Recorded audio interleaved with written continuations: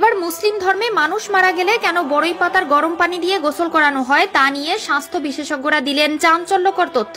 এত গাছের পাতা থাকতে কেন বড়ই গাছের পাতা ব্যবহার করা হয় জানলে অবাক হবেন আপনিও। এবার যেন ইসলাম ধর্মের এক অনন্য দৃষ্টান্ত তুলে ধরেছেন বিজ্ঞানীরা। কেন মৃত ব্যক্তিকে বড়ই পাতার গরম পানিতে গোসল করানো হয় এবং বিজ্ঞানীরা কি তথ্য দিল সেটাই জানবো আজকের আলোচনায়। প্রিয় দর্শক, আপনাদের কাছে একটি প্রশ্ন, কবরে আমাদের কয়টি প্রশ্ন করা হবে? অবশ্যই কমেন্ট করে উত্তর দিবেন আপনি যদি মুসলিম হয়ে থাকেন। ভিডিওটি অবশ্যই শেয়ার করে দিবেন, আপনার শেয়ারের মাধ্যমে আরো একবার ইসলামের সত্যতা প্রচার হবে ও বিশ্ববাসী জানতে পারবে বড়ই পাতার ভেতরে ইসলামের কি এমন লুকিয়ে আছে যার জন্য শুধু এই পাতার ব্যবহার করা হয়। একজন মানুষ মারা গেলে তাকে গোসল করানো, আগরবাতি গোলাপ জলে সাজানো, তার জানাজা ও সর্বশেষ কবরস্থ করার প্রক্রিয়া হয়ে থাকে।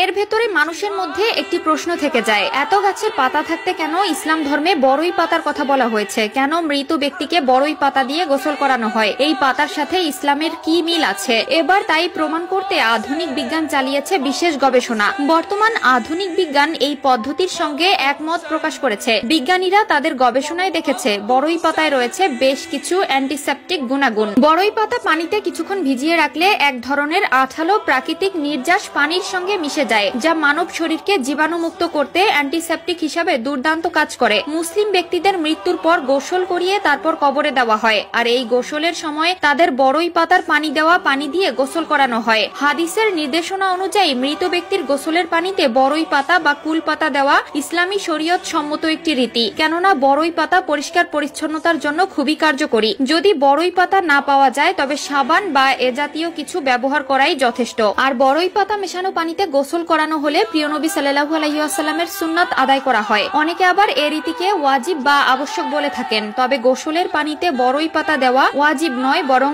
আলেমগণ হাদিসের এ নির্দেশনাকে মুস্তাহাব বলেছেন। বিজ্ঞানের গবেষণা থেকে প্রমাণিত যে বড়ই পাতায় বেশ কিছু অ্যান্টিসেপটিক উপাদান রয়েছে, যা পানিতে কিছুক্ষণ ভিজিয়ে রাখলে বা পানিতে দিয়ে হালকা গরম করলে বড়ই পাতা থেকে এক ধরনের আঠালো নির্যাস পানির সঙ্গে মিশে যায়। আর এই নির্যাসগুলো মানুষের শরীরকে জীবাণুমুক্ত করার কার্যকরী অ্যান্টিসেপটিক হিসেবে কাজ করে। সহজে শরীরে যেমন পোকামাকড় আক্রমণ করতে পারে না, আবার দেহে সহজে পচন ধরে না। প্রায় ১৫০০ বছর আগে এ কারণেই বিশ্বনবী সাল্লাল্লাহু আলাইহি ওয়াসাল্লাম মৃত ব্যক্তিকে বড়ই পাতা মেশানো পানি দিয়ে গোসল করানোর কথা বলেছেন। সুতরাং মুমিন মুসলমানের উচিত মৃত মানুষকে বড়ই পাতা মেশানো হালকা গরম পানি দিয়ে গোসল দেওয়া। এতে মৃতের লাশ যেমন থাকবে জীবাণুমুক্ত পরিচ্ছন্ন, আবার হাদিসের নির্দেশনার উপরও যথাযথ আমল হবে। আল্লাহ তাআলা মুসলিম উম্মাকে হাদিসের উপর আমল করার তৌফিক দান করুক। মানুষের মৃত্যুর পর বড়ই পাতা মেশানো হালকা গরম পানি দিয়ে উত্তম পদ্ধতিতে গোসল দেওয়ার তৌফিক দান করুক। এক হাদিসে রাসূলুল্লাহ সাল্লাল্লাহু আলাইহি ওয়াসাল্লাম হযরত আলী রাদিয়াল্লাহু তাআলা আনহুকে লক্ষ্য করে বলেন, হে আলী, তিনটি জিনিসের ক্ষেত্রে বিলম্ব করবে না।